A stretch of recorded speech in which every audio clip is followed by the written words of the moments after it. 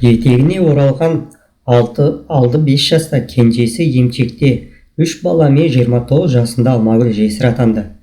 Өң мен түстей мейіші араласқан сол күндерді қанша еске алғысы келмесе де, алақандай ауылдың отқа май құя түсетін сөзінен бұрын небәрі 35 жасында көлік апатынан тіл тартпай кете барған Айбардың өліміне сенбейтіндей күн кешті.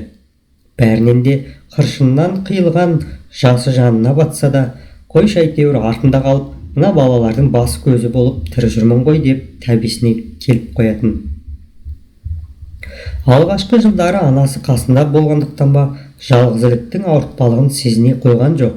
Айдың күннің аманында таңертең ғана жолың болсын аман есен барып қайт деп ауданға аттандырып салған Айбарынан найзағай ұрғандай қас-қағымдай айырылып қалады деп кім ойлаған. Жүрегі қан жылап, көздің жасына ие бола алмады.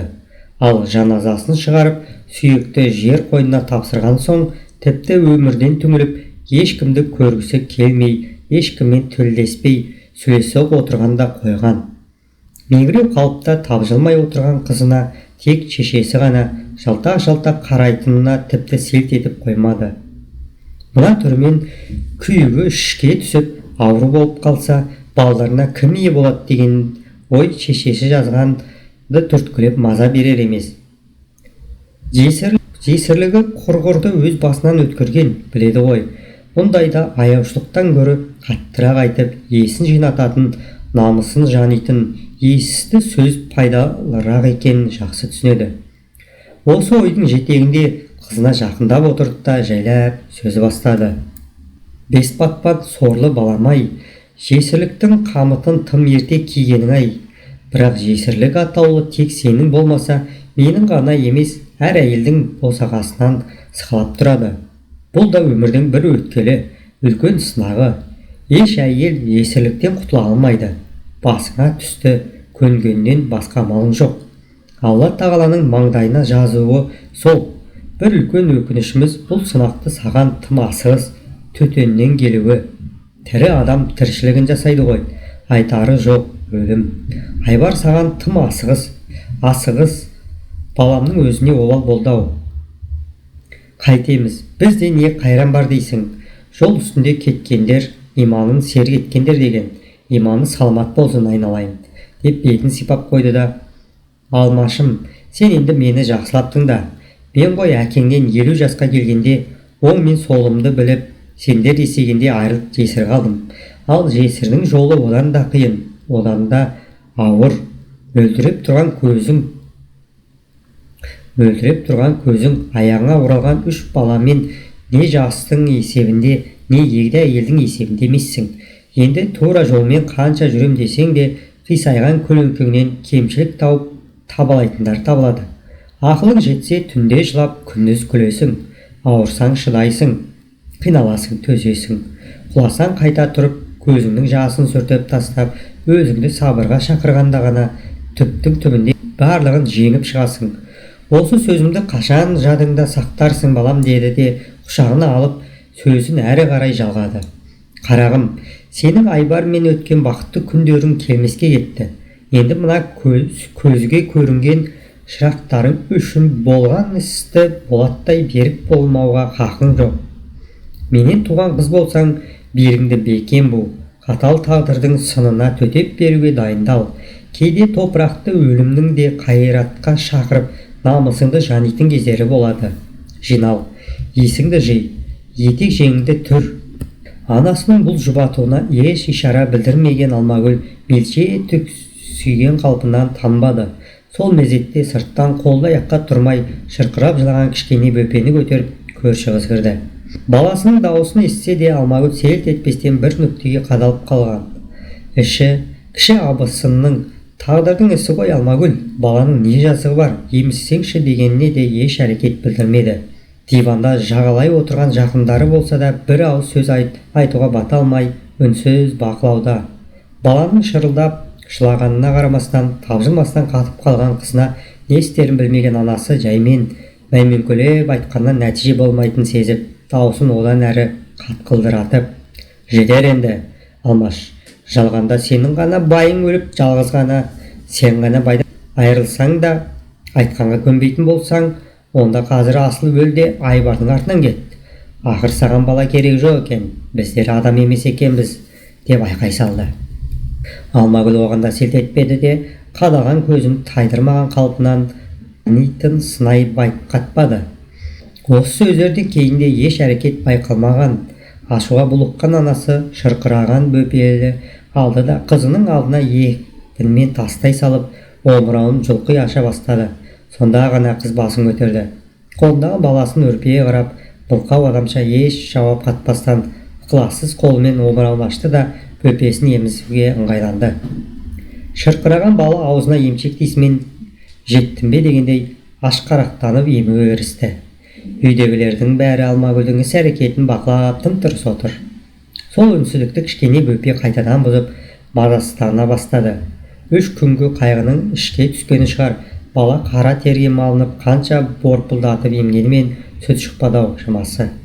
Амал іздеп қайта шақырады. Бұны байқаған анасы, еміреніп ебі емізсеңші, жүрегің қара тасқа айналып кеткен бе, саған не болды сонша, деп езіле айтқанда қатқыл даусында діріл бар секілдеп кетті. Шешесінің бұл айғайына да пысқырып қарамаған Алмаш қолындағы баланы алды да жанына отырған әйелге сүлесі құсата салды. Қимылы шалт бедірейіп алған, құлағы тас керең. Мына әлемнен байланысы үзілген. Отырғандар да көз алдына өтіп жатқан жағдайды байқастап, әрқайсы өз ойымен әлек.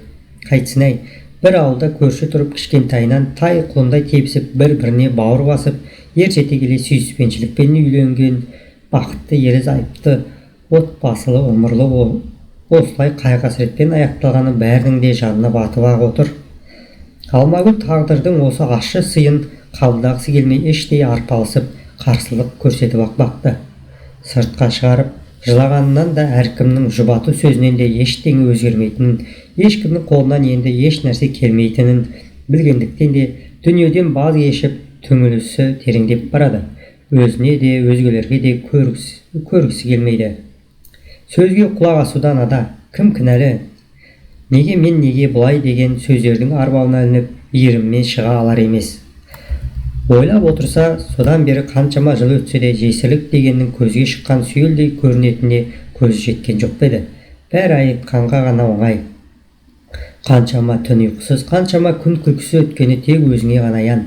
Мына қатын жетісіп қалыпты деп біреуі ерінен шошайтса, біреуі алдыңнан өңменіңнен көзін өткізіп тұрып, мынаның жарқырап киініп жүрген-ай, мынаның ахалап күлген-ай дегендей мысқылдап өтері бар.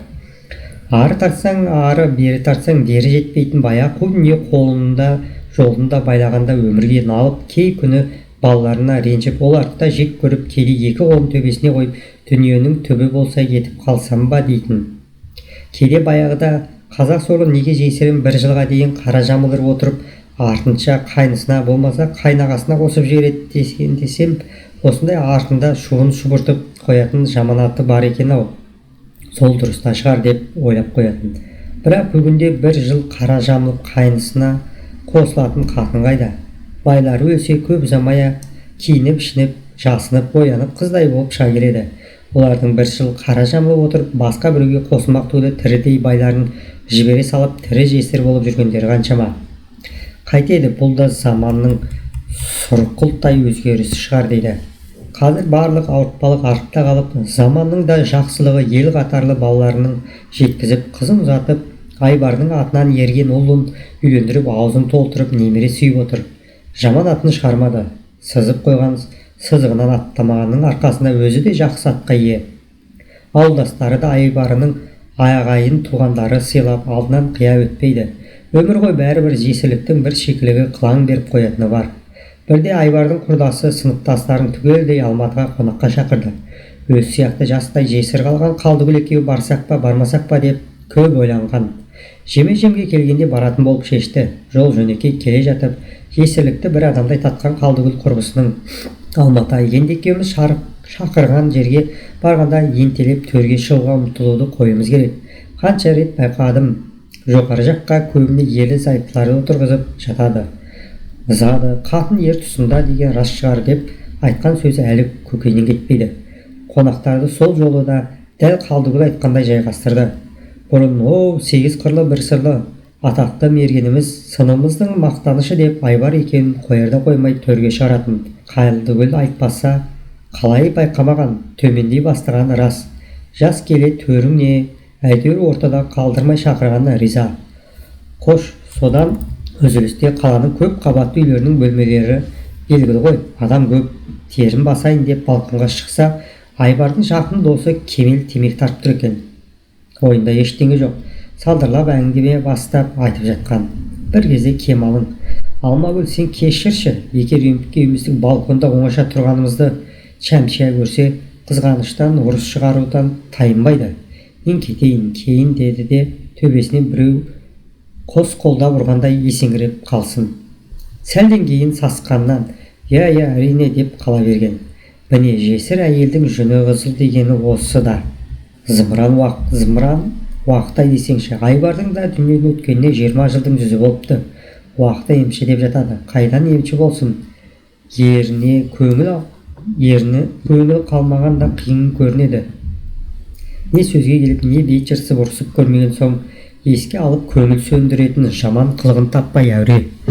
Дүниеден ерте өтеріне көнді ме, ең болмаса бетіне бір жел болып тиіп шәйт демепті. Алмаш, Алматай деп өтті. Кейде жолдастарының: "Осы сен неге әйеліңнің айтқанынан шықпайсың? Бір нәрсе айтсақ, Алматай біледі деп отырасың.